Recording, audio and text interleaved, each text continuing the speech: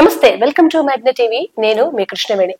ఇంతవరకు తన అందం, అభినయంతో తెలుగు ప్రేక్షకులతో పాటు ఇండియా వైజ్ గా ఎంతో మంది అభిమానులు సంపాదించుకున్న తమన్నా మెయిన్ బజ్ గా వస్తున్న సినిమా ఓదెల. అయితే ఇప్పటి వరకు సస్పెన్స్ థ్రిల్లర్స్, పవర్ఫుల్ సినిమాలు చేసినప్పటికీ మంచి మహిమలు ఉన్న ఒక శక్తివంతమైన స్త్రీగా, పవర్ఫుల్ ఉమెన్ గా ఇప్పుడు ఓదెల సినిమాలో తమన్నా నటిస్తుంది. ఈ బజ్ తోటే సినిమా మీద ఎక్స్పెక్టేషన్స్ పెరిగాయి. అయితే ఎక్స్పెక్టేషన్స్ కు తగ్గట్టుగానే సినిమా ఉందా లేదా, అసలు సినిమా ఎలా ఉంది, రివ్యూ చెప్పడానికి ఈ రోజు మనతో పాటు ఉన్నారు ప్రముఖ రచయిత, జర్నలిస్ట్ మహర్షి గారు. ఆలస్యం చేయకుండా మాట్లాడతాం. నమస్కారం మహర్షి గారు. బజ్ అయితే బాగానే క్రియేట్ అయింది తమన్నా అనగానే. పైగా కొంచెం ఇప్పుడు అంతా ట్రెండ్ నడుస్తుంది కదా, దేవుళ్ళు, దయ్యాలు, ఆత్మలు, థ్రిల్లర్స్ చుట్టూ. సినిమా ఎలా ఉంది సార్? సినిమా అంచనాలు తగినట్టుగా ఏమి లేదు. ఎందుకు లేదంటే అది ఆ సినిమా చూస్తున్నంతసేపు మనకేదో అరుంధతి టూనో, లేకపోతే ఈ మధ్య వచ్చిన బాలకృష్ణ గారి సినిమా అఖండానో, ఇవన్నీ అంటే ఒక సినిమా చూస్తున్నప్పుడు మనకు అమ్మోరో, అరుంధతి ఇట్లా గుర్తు రాకూడదు. గుర్తు వస్తే ఏమైపోతుందంటే మనకు ఆ ఓల్డ్ ఎక్కడో చూసిన సన్నివేశాల్లా కనిపిస్తుంది. మీరు అన్నట్టు తమన్నా ఆమె వరకు చాలా బాగా చేశారు. అంటే ఎంత గొప్ప నటి అయినప్పటికీ ఆ కథలో ఇది లేదు, ఎలివేషన్ లేదనుకోండి.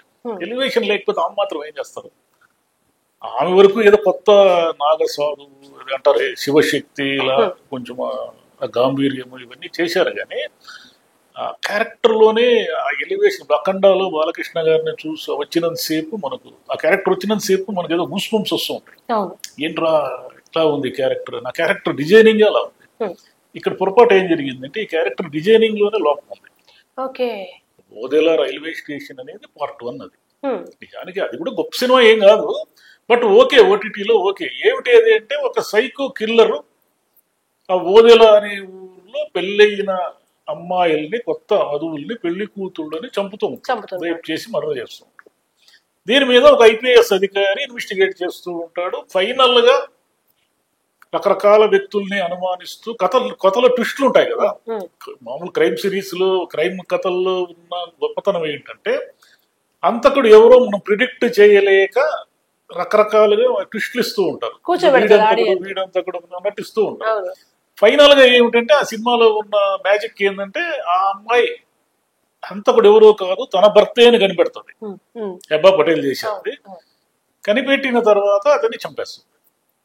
ఆ సినిమా ఫస్ట్ సీన్ ఏమిటంటే ఆ హంతకుడి తలతో ఆమె పోలీస్ స్టేషన్ కి రావడం ఫస్ట్ సీన్. అంటే హుక్ అనమాట. వీళ్ళు కూడా ఏం చేశారంటే సేమ్ హుక్ అదే ప్లే చేశారు. ఒక 10 ఏళ్ల పాప ఒక లేడీ తల తీసుకుని పోలీస్ స్టేషన్ కి రావడంతో ఈ కథ కూడా స్టార్ట్ అవుతుంది. సరే, ఇదేదో సేమ్ అలాగే ఉంది కదా, ఇదేదో ఇంట్రెస్టింగ్ అని అనుకుంటాం మనం. అనుకున్న తర్వాత ఏమవుతుందంటే అదేమో క్రైమ్ ఇన్వెస్టిగేషన్. దాంట్లో మీకు ఫ్యాంటసీస్, శక్తి, ఆత్మ, పరమాత్మ ఇవేమి లేవు. ఇదేమో పూర్తిగా దానికి భిన్నం. కథకు అదే కానీ పార్ట్ 1 కంటిన్యూషనే. కానీ పార్ట్ 1 కంటిన్యూషన్ ఏమిటంటే తల నరికిన చనిపోయిన శవాన్ని పార్ట్ 2లో పాతి పెట్టడం అనే దగ్గర కథ మొదలవుతుంది. నేనేమి స్పాయిలర్ చేయడం లేదు, ఉన్నదే చెప్తున్నా. ఫస్ట్ మీ బిగినింగే కాబట్టి స్పాయిలర్ ఏమి ఉండదు కదా. ఇతనికి ఏం చెప్తారంటే ఆ పూజారి, వీడు నార్మల్ గా వీడు ఆత్మశాంతి కలగకూడదు, వీడు మన ఊర్లో ఆడపిల్లలందరినీ ఇలా హింసించాడు కాబట్టి వీడికి ఏదో సమాధి శిక్ష వేద్దాం మనం అనేసి వాడికి సరైన అంత్యక్రియలు సరిగా జరగకుండా భూమిలో పాత పెడితే వాడు ఆత్మగా మారి రకరకాల వ్యక్తుల్ని ఆవహిస్తూ మళ్ళీ ఆ ఊర్లో పెళ్ళైన కొత్త ఆడపిల్లల్ని చంపుతూ ఉంటాడు. అంటే వాడు సైకో కిల్లరు గతంలో, ఇప్పుడు ఆత్మగా మారి అదే పని చేస్తూ ఉంటాడు. సరే, ఈ ఊరికి పట్టిన పీడ వదిలించాలంటే ఏం చెయ్యాలి అంటే భైరవి అని ఒక నాగసాధు, అంటే అఘోరి, అంటే అఘోరి కూడా కాదు, ఈ ఎక్కువ కాలం సాధన చేసి నాగసాధువులాగా మారిపోయిన ఒక మహిళ, ఒక స్త్రీ. ఎందుకంటే అమ్మాయికి చిన్నప్పటి నుంచి ఈశ్వరుడు అంటే ప్రేమ, వాళ్ళ ఇంట్లో బామ్మ ఉంటుంది, ఆమె భక్తురాలు. ఇలా ఆమె ఎక్కడో తపస్సు చేసుకుంటూ ఉంటుంది, సాధన చేస్తూ. ఈమె ఎవరో కాదు, ఈ భైరవి మన ఊరి అమ్మాయి. ఈ అమ్మాయి వస్తే తప్ప ఈ ఆత్మ నుంచి మనల్ని కాపాడే వాళ్ళు లేరు అనేది కన్క్లూజన్. అప్పుడు ఆ భైరవి తమన్నా వస్తుంది అనమాట. తమన్నా వచ్చే వరకు కొంత స్లోగా ఉన్నా, ఆమె బిగినింగ్ సీన్లు, ఆమె ఇంట్రో సీన్లు ఇవన్నీ కూడా మనకు ఆసక్తి కలిగిస్తాయి. ఎందుకంటే ఇక్కడ మీదట అంటే బాలకృష్ణ అఖండాలో వస్తే ఎలాగైతే కథ మారిపోతుందో అలాగే ఇక కథ మారిపోతుంది, ఇక వేరే లెవెల్లో ఉంటుంది సెకండ్ హాఫ్ అని అందరూ ఎక్స్పెక్ట్ చేస్తారు. ప్రాబ్లం ఏంటంటే సెకండ్ హాఫే ప్రాబ్లం. ఓకే, అంటే ఏం లాగ్ ఉంది అసలు? అంటే మైనస్ ఎప్పుడు కూడా కాన్ఫ్లిక్ట్ ఉందనుకోండి, ఒకటి అరుంధతిలో బలమైన విలన్ ఉంటాడు, అనుష్క ఉంటుంది కాబట్టి ఆ యాక్టర్ల లెవెల్ మీద నడుస్తుంది ఆ కథ. దానికి తోడు ఈమె ఒక రకమైన ఎత్తుగడతో వస్తే వాడు ఇంకో రకమైన ఎత్తుగడతో వస్తే ఇద్దరి మధ్య యాక్షన్ నడుస్తూ ఉంటుంది. అఖండాలో ఏమిటంటే ఒక అఘోరి నాగసాధువుగా ఉన్నతను మామూలు జీవితంలోకి వస్తే వాడికి చట్టం తెలీదు, ఏమీ తెలీదు, వాడు అన్యాయాన్ని సహించడు. ఇది కథ. ఇక్కడ ఏమిటంటే తన ఊరిని కాపాడుకోవడం కోసము ఒక ఆత్మ నుంచి తన ఊరిని రక్షించుకోవడానికి వచ్చిన అమ్మాయి అతనితో భారీ ఎత్తున సంఘర్షణ పడుతూ వాళ్ళిద్దరి మధ్య నెక్స్ట్ లెవెల్ యాక్షన్ సీన్లు ఉన్నాయనుకోండి, అప్పుడు ఆ సినిమా పండుండేది.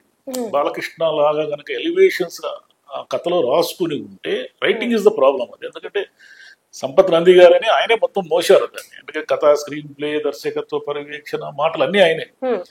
రైటింగ్ లోనే ప్రాబ్లం ఉంది.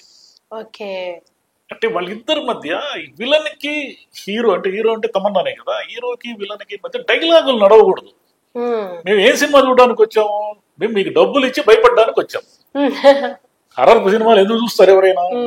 మనం డబ్బులు ఇచ్చి భయపడడానికి. అంటే అమ్మో ఏదో జరుగుతుంది బాబోయ్ అన్నట్టుగా చూస్తుంటాం కదా. ఏమీ జరగలేదు, మనల్ని భయపెట్టాలి కదా.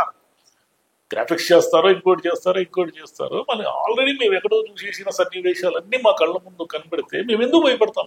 మేము భయపడాలంటే మీ కథలోనే అన్ని ట్విస్టులు ఉండాలా, మేము ఆశ్చర్యపోయేన్ని ట్విస్టులు ఉండాలా, లేదా వాళ్ళిద్దరి మధ్య అంత తీవ్రమైన సంఘర్షణ, యాక్షన్ ఉండాలి.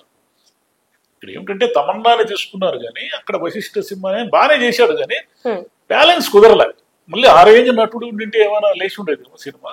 అక్కడ ఆయన ఎంత బాగా చేసినా కూడా ఆయన ఎవరు పెద్దగా పరిచయం లేకపోయేసరికి, అంటే నటులు చుట్టూ ప్యాడింగ్ ఉండాలి కదా. మురళీ శర్మ, శ్రీకాంత్ అయ్యంగారు ఉన్నారు కానీ మిగతా వాళ్ళు ఎవ్వరు కూడా వాళ్ళేమంత నటించే అవకాశం లేదు.